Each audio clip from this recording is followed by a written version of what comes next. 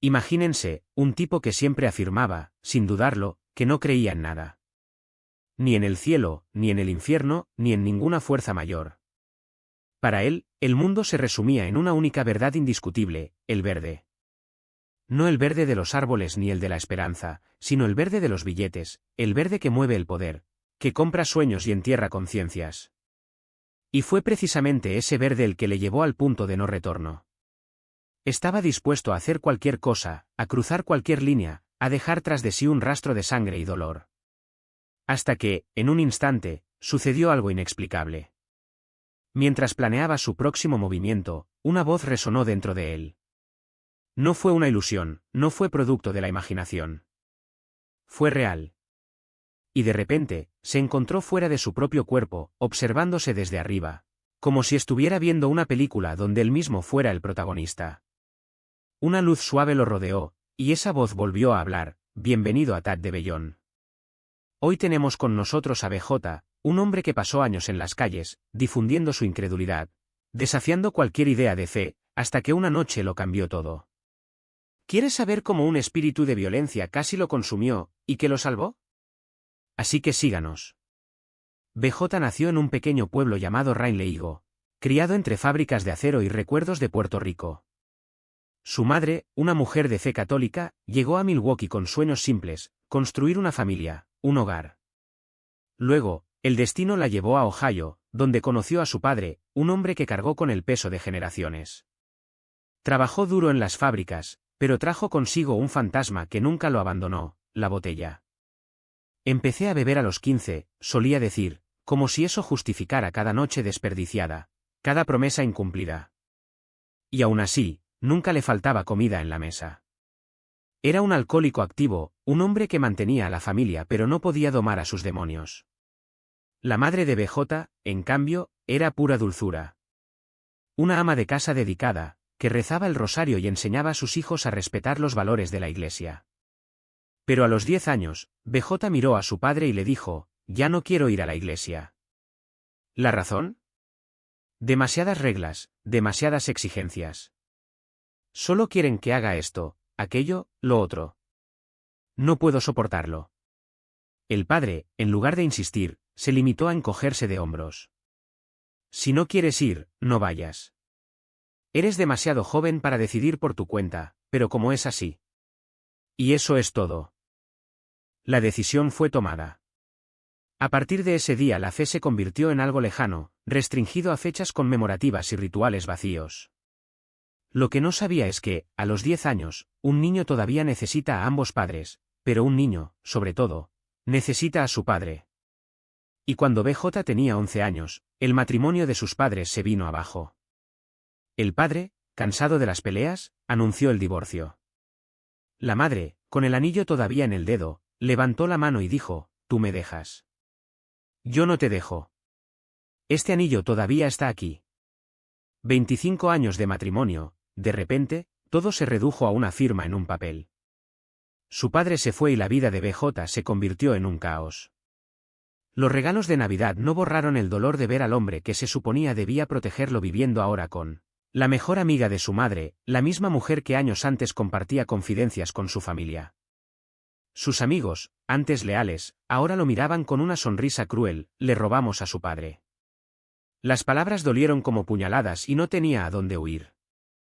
No creía en Dios, no creía en el diablo, no creía en nada. Todo lo que quedó fue ira. Fue entonces cuando decidió: si no podía vencer a su padre, se uniría a él. Y así, el hombre que debía ser su ejemplo se convirtió en su cómplice.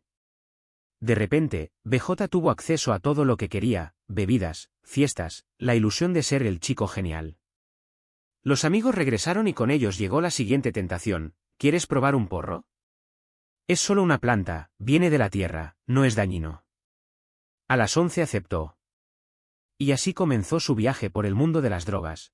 Los porros gigantes envueltos en papel interminable y las noches interminables. Aquel niño, que alguna vez soñó con héroes, ahora solo conocía un camino: la autodestrucción. ¿Y lo peor? Ni siquiera se dio cuenta de que se estaba hundiendo. Fue como si el mundo finalmente me sonriera. De repente ya no era el niño invisible, el hijo abandonado, el niño que lloraba solo en su habitación. Ahora tenía voz. Tenía poder. Tenía respeto. Y ese respeto quedó envuelto en billetes, en carcajadas, en noches que se convirtieron en mañanas sin que yo me diera cuenta.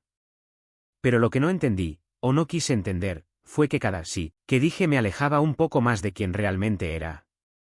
La marihuana ya no era suficiente. El alcohol ya no me dejaba satisfecho. Y entonces llegó la invitación: ¿quieres probar una carrera? Solo una vez, para ver cómo es. Me reí, como si fuera una broma. ¿Yo? Nunca. Eso es algo adicto. Pero en el fondo sabía que era mentira. Porque en el fondo ya era adicto, no a la droga en sí, sino a la sensación de ser invencible.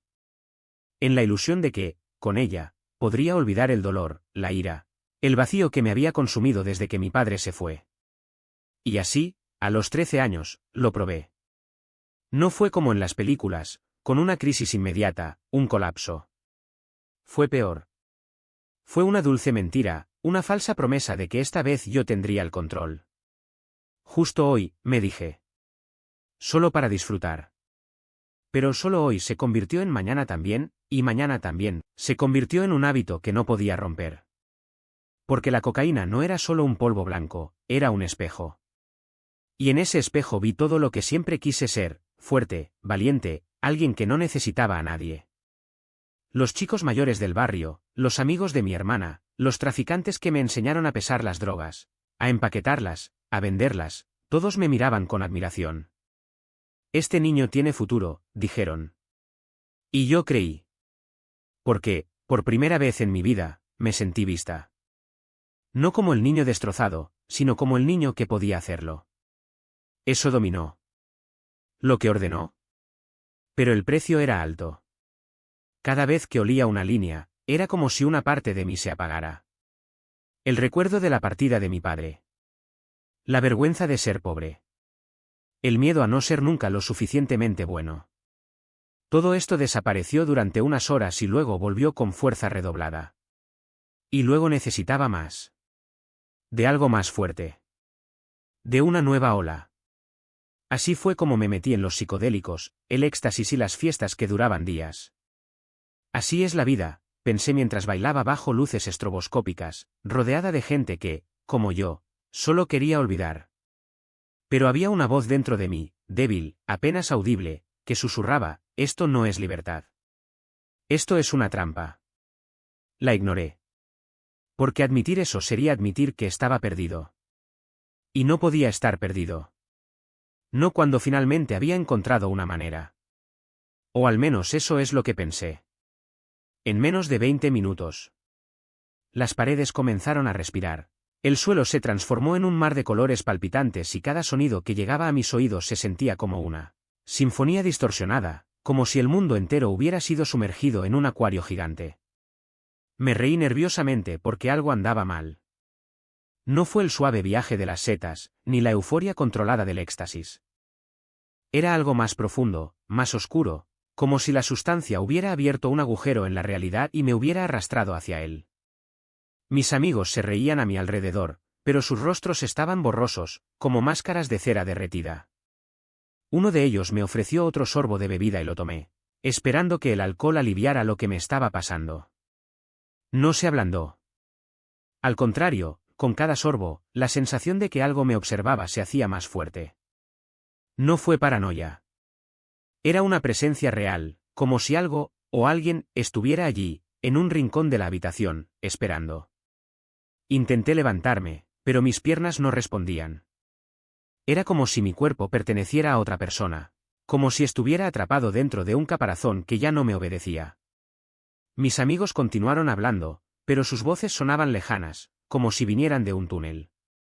Entonces, de repente, todo quedó en silencio. Un silencio absoluto, de esos que solo existen en lugares vacíos y sin vida. Fue entonces cuando lo vi. No sé cómo describir exactamente lo que era. No tenía una forma definida, pero tenía ojos, ojos que ardían como brasas, fijos en mí. Y una voz, baja y ronca, resonó dentro de mi cabeza: ¿crees que tienes el control? No eres más que un peón. Intenté gritar, pero no pude. Intenté moverme, pero mi cuerpo estaba paralizado. La cosa se acercó y sentí un escalofrío recorrer mi columna, como si cada célula de mi cuerpo estuviera congelada. No fue miedo. Era puro terror, de esos que te hacen preguntarte si todavía estás vivo. Entonces, de repente, todo desapareció. La habitación volvió a la normalidad. Mis amigos estaban ahí, riendo, como si nada hubiera pasado. Miré a mi alrededor, jadeando, tratando de entender si había sido real o simplemente un delirio por drogas. Pero lo sabía. Sabía que no era imaginación. Algo me había tocado. Algo me había marcado. Y, por primera vez en mi vida, sentí verdadero miedo. Sin miedo a morir. No tengas miedo de ser arrestado. Miedo a lo desconocido. Miedo a lo que había más allá de esa puerta que había abierto sin pensarlo 2 veces. Porque en ese momento entendí una cosa, las drogas no eran solo un escape. Eran un portal. Y acababa de invitar a algo a entrar. La verdad que nunca quise enfrentar. Y la respuesta llegó antes de que pudiera mentirme a mí mismo, me iría al infierno. Las palabras salieron de mi boca como si alguien más las hubiera dicho. Y en ese instante supe que no era solo el ácido el que hablaba. Era algo más grande. Algo que siempre estuvo ahí, esperando que dejara de engañarme. Los chicos a mi alrededor intercambiaron miradas. Uno de ellos se rió nerviosamente, como si fuera una broma. Pero no estaba bromeando. Lo sentí. Cada palabra ardía en mi garganta, como si la verdad fuera un veneno que finalmente hubiera tragado. ¿Y lo peor? No quería escupir. El sol comenzaba a salir, pintando el cielo de un naranja sucio, como si el día mismo se avergonzara de lo que había hecho. Me miré las manos, todavía estaban temblando, todavía llevaban el recuerdo de esas garras que había visto horas antes. Pero ahora solo parecían manos. Manos de un hombre que había pasado toda la noche jugando con fuego y recién ahora se dio cuenta de que ya estaba quemado. Uno de los chicos me empujó. ¿Qué pasa, hermano? ¿Estás bien? No respondí. No pude. Porque, por primera vez, entendí que no era solo mi cuerpo el que estaba drogado. Era mi alma. Y ella estaba gritando. Escuché pasos en las escaleras. Alguien estaba subiendo.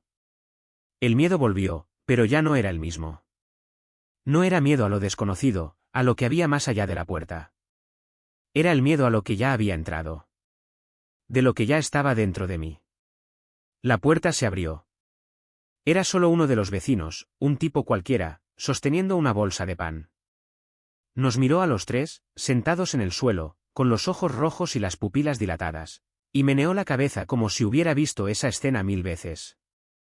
Están tan locos, dijo, antes de cerrar la puerta. Y supe que tenía razón. Pero no fue solo locura. Fue algo peor. Era verdad. Y la verdad, descubrí en ese momento, era la droga más fuerte de todas. Porque ella no te dejará escapar.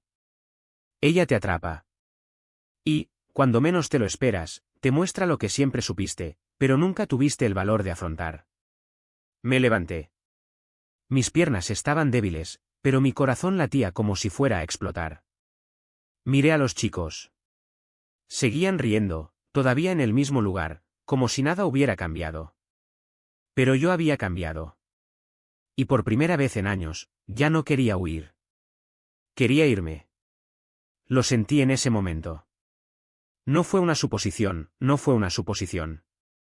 Era una certeza absoluta, como si cada fibra de mi ser supiera la respuesta incluso antes de que se formulara la pregunta. ¿Alguna vez has sentido esto? ¿Esa convicción que no necesita pruebas, que no admite dudas? Bueno, fue exactamente así. Me miró a los ojos y dijo, hagamos una prueba. Si sales ahora, sin armas, sin drogas, solo tú y esta calle, y uno de mis camiones te atropella y te aplasta, ¿a dónde irías? La respuesta llegó antes de que pudiera pensar. Al infierno. No lo dudé. No lo cuestioné.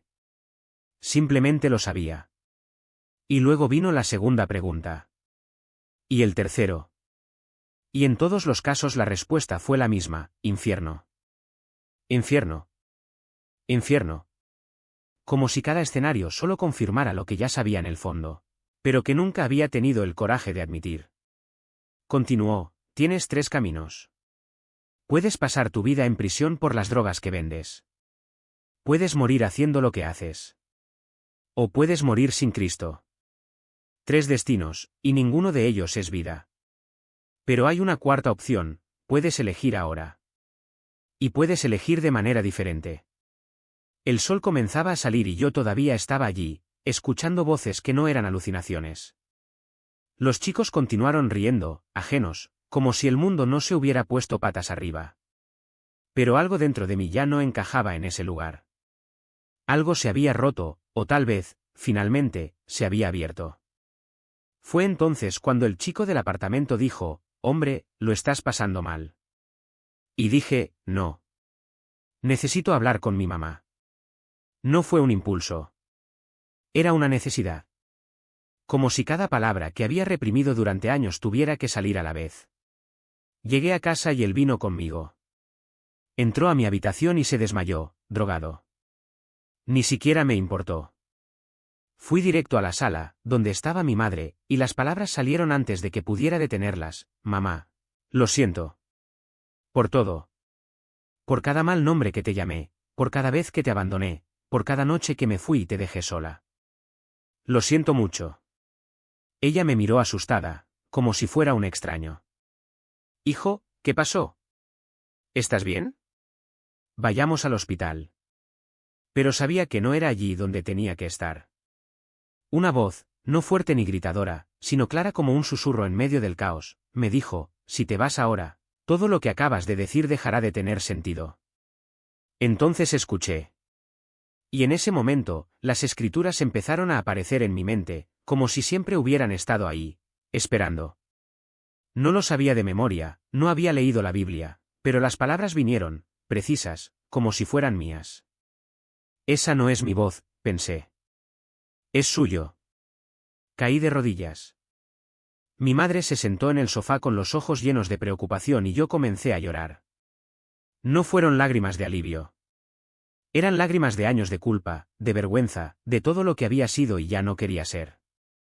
Sostuvo mi rostro entre sus manos y dijo, «Tú eres mi bebé. Siempre te he perdonado». Y luego lloré como un niño. Grité. Sollocé. Como si cada lágrima lavara un pedazo de la suciedad que llevaba. Cuando finalmente logré hablar, las palabras salieron entrecortadas, «Mamá, ya no quiero nada de esto. No quiero el dinero, no quiero las drogas, no quiero las fiestas, no quiero las mujeres. Solo lo quiero a él». ¿Lo necesito? No sabía cómo hacer eso. No sabía cómo ser salvo. Pero sabía que lo necesitaba. Entonces hablé con Dios como si Él estuviera ahí, frente a mí, escuchando cada palabra. «No sé cómo hacer esto, Señor. Pero creo. Te necesito en mi vida». Y entonces sucedió. Fue como si me cayera encima un balde de agua helada. No por fuera, sino por dentro. 3 pesos enormes, como ladrillos sobre mis hombros, simplemente desaparecieron. Y supe, en ese instante, que ya no estaba sola. Pero no terminó ahí. Porque luego vino el dolor. Un dolor físico, como si me estuvieran arrancando algo. Una mano invisible entró en mi boca, llegó hasta el fondo de mi estómago y tiró con fuerza. Sentí un rasguño por dentro, sentí que mi voz cambiaba, como si algo más estuviera gritando a través de mí. Era el demonio que había visto esa noche, el mismo que me controlaba, que me empujaba hacia la oscuridad. Y él no quería irse. Pero él se lo arrebató. Fue agonizante. Fue real. Y cuando terminó, supe que algo había cambiado para siempre. Más tarde, Dios me mostró cosas que no entendía en ese momento. Ese demonio no era cualquiera. Era un demonio de autoridad, un líder. Una legión, como la que Jesús expulsó del hombre en la Biblia. Y no estuvo allí por casualidad. Me lo habían asignado. Para llevarme cada vez más profundo, hasta el final. Esa noche estuve a un paso de matar a alguien. El espíritu de violencia ya se había apoderado de mí. Pero Dios intervino. Me dio una opción. Y elegí. No porque lo mereciera. Nadie lo merece. Sino porque Él ama. Porque Él abre puertas, incluso cuando pensamos que están cerradas para siempre. Porque Él transforma los corazones, incluso los más duros. Esto sucedió en noviembre de 1998. Yo tenía 18 años. Y desde entonces nada ha sido igual. Al principio, como todo nuevo converso, pensé que el fuego duraría para siempre. Que la pasión nunca terminaría. Pero la vida nos enseña que no es así. Que hay altibajos. Que hay momentos en que la fe se pone a prueba. Pero Dios nunca dejó de hablarme. Me mostró cosas que no le había contado a nadie en años, porque tenía miedo de no ser humilde, de que no me creyeran. Cosas sobre el llamado a mi vida, sobre los regalos que Él me dio, sobre el propósito que nunca imaginé que tenía. ¿Y lo más increíble? Él no se rindió conmigo. Ni por un segundo. Y la pregunta que no salía de mi cabeza era, ¿cuándo veré que esto suceda? Pero Dios, en su infinita sabiduría, ya me estaba mostrando los fragmentos del plan. Hubo un momento, en los primeros años de caminar con Él, que me dijo algo que lo cambió todo: BJ, he puesto dentro de ti los 5 ministerios completos. Y allí, en ese momento, hizo una llamada que todavía no entendía del todo. Fue una batalla cuesta arriba. Hubo altibajos, deslices, recaídas, momentos en los que yo mismo dudaba de poder lograrlo. Pero Dios no me dejó caer. Me atrajo hacia atrás con una firmeza que solo un padre tiene: mira, yo te llamé. Tú eres quien eres porque yo te llamé, no por tus propias fuerzas. Y con el tiempo, las piezas empezaron a encajar. Lo recuerdo como si fuera ayer. A los 6 años ya era un tío de los niños en la iglesia, jugaba, enseñaba, amaba. Tenía 4 hermanas y algo en mí siempre estuvo conectado con las pequeñas. Naturalmente, Dios me guió al ministerio infantil. Fueron necesarios 5 o 6 años de dedicación, hasta que un pastor asociado decidió abrir una nueva congregación. Y allí fui, ayudando a plantar una iglesia desde cero, comenzando con solo 23 personas. 14, 15 años después, seguía ahí, hasta que, en el 2020, Dios me llamó a otro camino. Pero mientras tanto, Él no dejó de decirme: BJ, te mostré que predicas a adultos, a jóvenes, a niños. No importa si aún no estás en el escenario principal, eres un predicador. Profetizas sobre vidas, les impones manos y ves a las personas sanar. Eres un evangelista. En 2010, incluso antes de conocer a mi esposa, nos casamos en 2012, realicé mi primer viaje misionero. ¿Quién hubiera pensado que un hombre como yo sería misionero en Camboya y regresaría allí 4 veces? Dios me usó de todas las formas posibles. Ayudé a plantar iglesias, como lo hizo Pablo. Y ahora, Él me llama a hacer lo mismo, comenzar algo nuevo. En los últimos años, me he dedicado al ministerio en línea, visitando iglesias, conectándome con otros pastores, evangelizando en las calles, bendiciendo y alimentando a la gente. He estado predicando en las redes sociales, en Facebook, en YouTube, llevando la palabra a donde pueda llegar. Pero el deseo de mi corazón es verlo hacerse realidad: una iglesia en casa. Un lugar donde las personas puedan reunirse, ser amadas y ver a Dios moverse de manera tangible. Tantas cosas que nunca imaginé hacer, y Él siempre me recuerda: lo que empiezo, lo termino. Lo que prometo, lo cumplo. A veces cuesta creerlo, porque nosotros mismos nos estorbamos, nos perdemos en el camino. Pero Él siempre viene a nuestro encuentro, nos levanta y nos vuelve a encaminar. Amo a la gente. Amo Camboya. Me encantan las misiones. Descubrí realidades que muchos en los Estados Unidos ni siquiera pueden imaginar, y es un viaje increíble que aún no ha terminado. El enemigo ahora intenta derribarme de otras maneras, porque ya no puede alcanzarme como antes.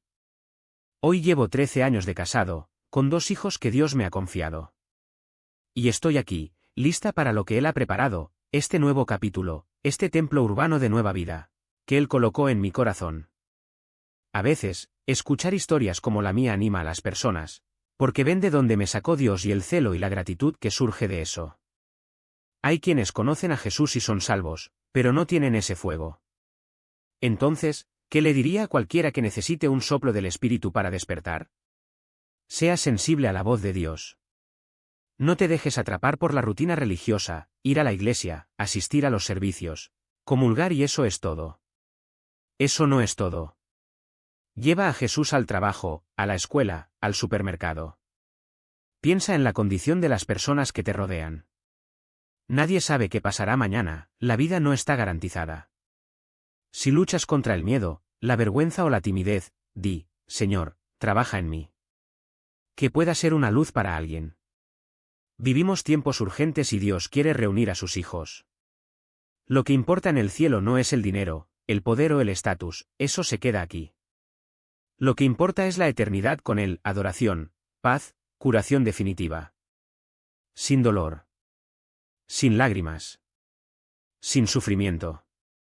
Él ya nos está librando de todo esto. Y a cualquiera que necesite ese fuego le digo, no sea un espectador. No te sientes en el banco de la iglesia. Levántate, ejercita tus dones, haz flexiones espirituales. Ama a la gente.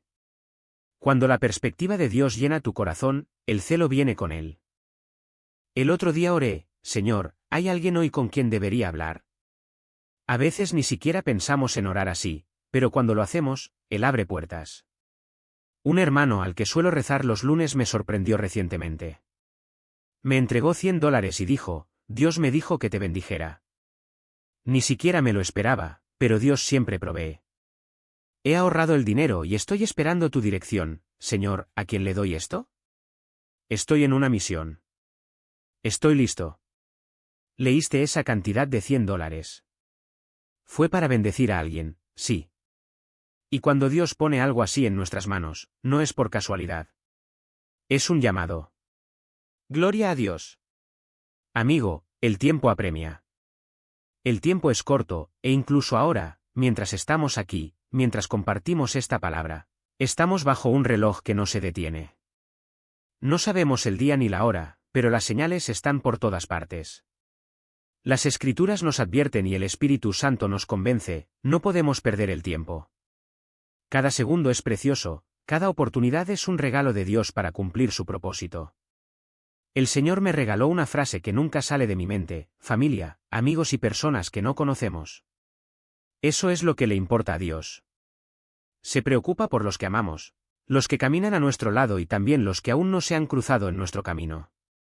Porque, al final del día, estas son las vidas que Él quiere lograr a través de nosotros. Entonces, en este tiempo que vivimos, no podemos distraernos.